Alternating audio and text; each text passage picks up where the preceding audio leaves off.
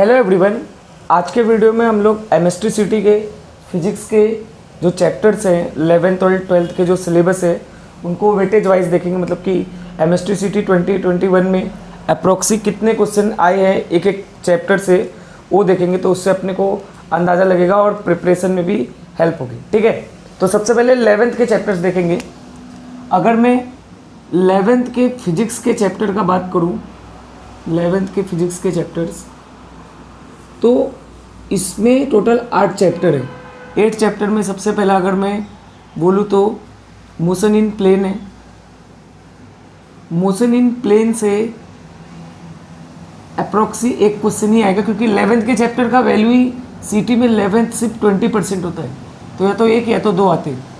Laws of motion से आपको 2 questions मिल जाते हैं, जैसे कि जनरली आपको लॉज ऑफ मोशन में एनएलएम पार्ट से एक और एक आपको कोलिजन पार्ट से देता है, तो 2 क्वेश्चन। ग्रेविटेशन से भी आपको एक क्वेश्चन आ ही जाता है।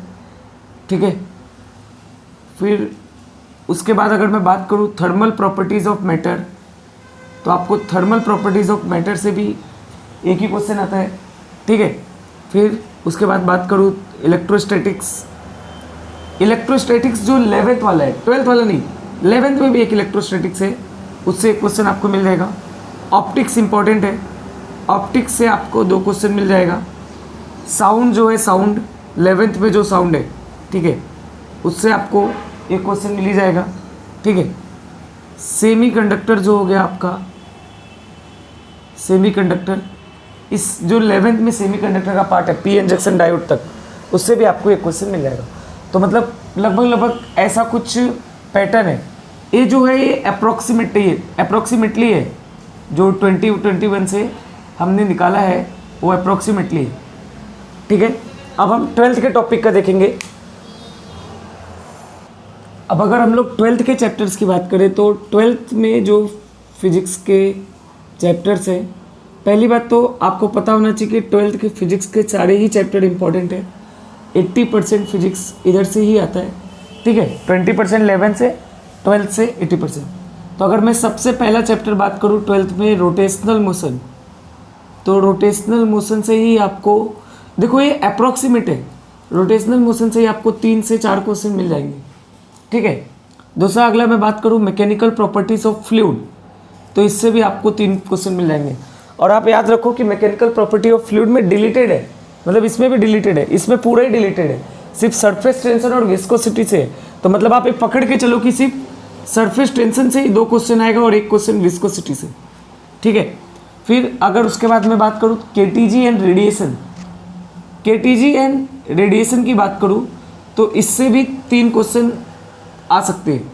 ठीक है, एक पार्ट केटीजी, एक पार्ट रेडिएशन। रेडिएशन पार्ट बहुत ही ईजी है, कभी कभी रेडिएशन पार्ट से 2 क्वेश्चन पूछ देता है।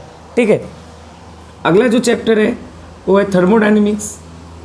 थर्मोडायनेमिक्स भी उतना ही इम्पोर्टेंट है, थर्मोडायनेमिक्स से भी 2 क्वेश्चन आ जाता है। नेक्स्ट चैप्टर ऑसिलेशन, जो कि बहुत ही छोटा है, इसमें एक क्वेश्चन तो समझ लीजिए आप, सिंपल पेंडुलम से ही एक क्वेश्चन फिक्स होता है।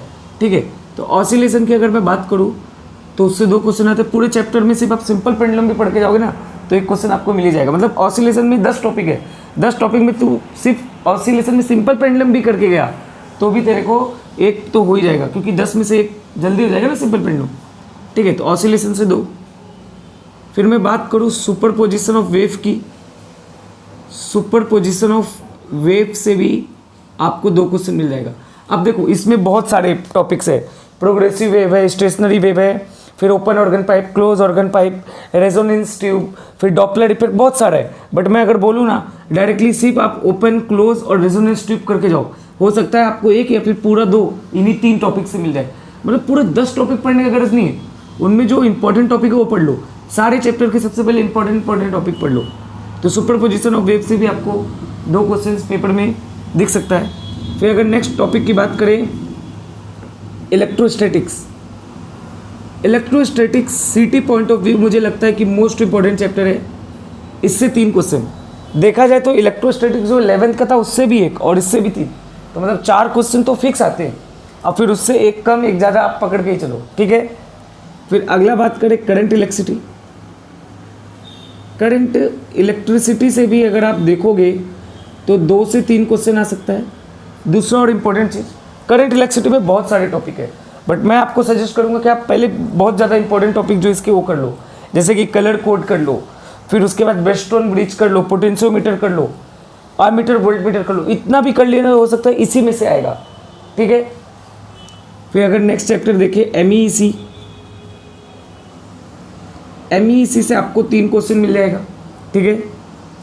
फिर उसमें भी बात करें मैग्नेटिक मटेरियल से आपको 1 क्वेश्चन आएगा। और याद रखो सीटी में मैग्नेटिक मटेरियल के नाम पे सब कुछ डिलीट है, सिर्फ वो 4 फार्मूला है। तो 4 फार्मूला, वो इंटेंसिटी ऑफ मैग्नेटाइजेशन, वो काय के जो फॉर्मूले है सब, बस वही कर लो, 1 क्वेश्चन उससे फिक्स आता है। तो मतलब मैग्नेटिक मटेरियल से 1 आता है, ठीक है। और ये इतने हो गए। फिर इसके आगे का चैप्टर देखते हैं आगे। नेक्स्ट चैप्टर जो है वो है वेव ऑप्टिक्स से जनरली सिटी में इसका वेटेज अच्छा है, इससे भी 3 क्वेश्चन आते हैं। और आप याद रखो वेव ऑप्टिक्स में ज़्यादा कोई टॉपिक भी नहीं है, एक यंग डबल स्लिट एक्सपेरिमेंट है, डिफ्रैक्शन है और पोलराइजेशन है। पोलराइजेशन तो शायद डिलीट ही है।